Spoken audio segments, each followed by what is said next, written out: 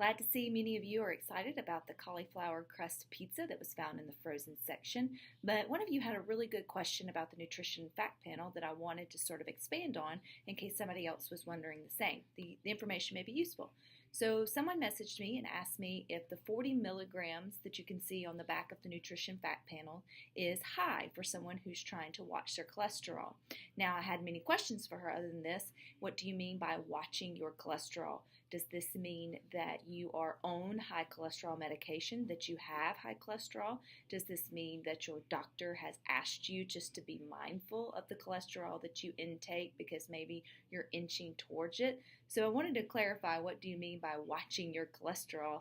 Because to me, that could be mean you watch your chickens in your backyard, because eggs are high in cholesterol. So to answer this, I thought we would first review one of the easiest litmus tests that you can use for nutrients when you're looking at a nutrition fact panel. So if you notice on the nutrition fact panel, you will see the percents, the daily percent values. Oftentimes they don't mean anything to us, but they can be useful just in terms of looking at it from 5 to 20%.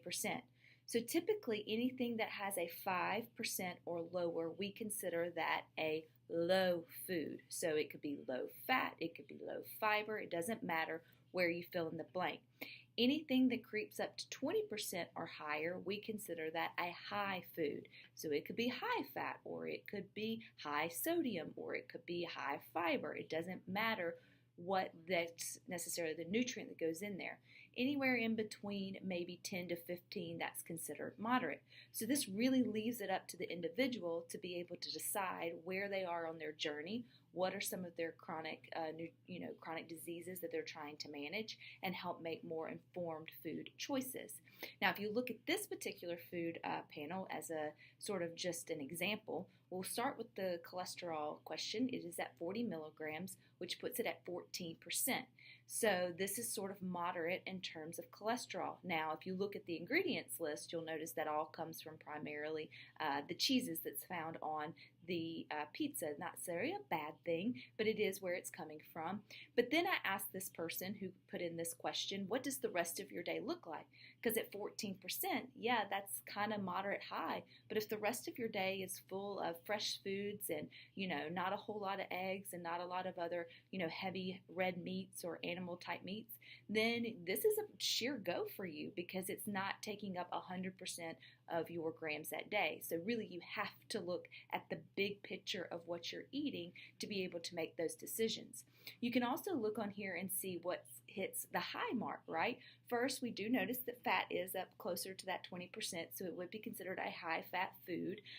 However, most of the fat is coming from heart healthy sources. Only 5 grams of it comes from saturated fat. But if you look towards the bottom, you'll see that it's got 12 grams of protein as well as fiber that hits that high mark.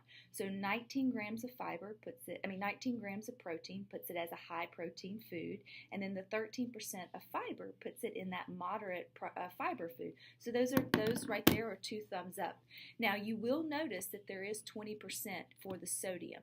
Now, as I mentioned in my first post, that this isn't unusual for anything that comes out of the frozen section, but it is 20% of your daily value. So if the rest of your diet is, again, full of fresh foods that don't have a lot of added sodium or didn't come out of the freezer section, we're not backing those up against each other all day long or coming out of a drive-through, then really you have room for it.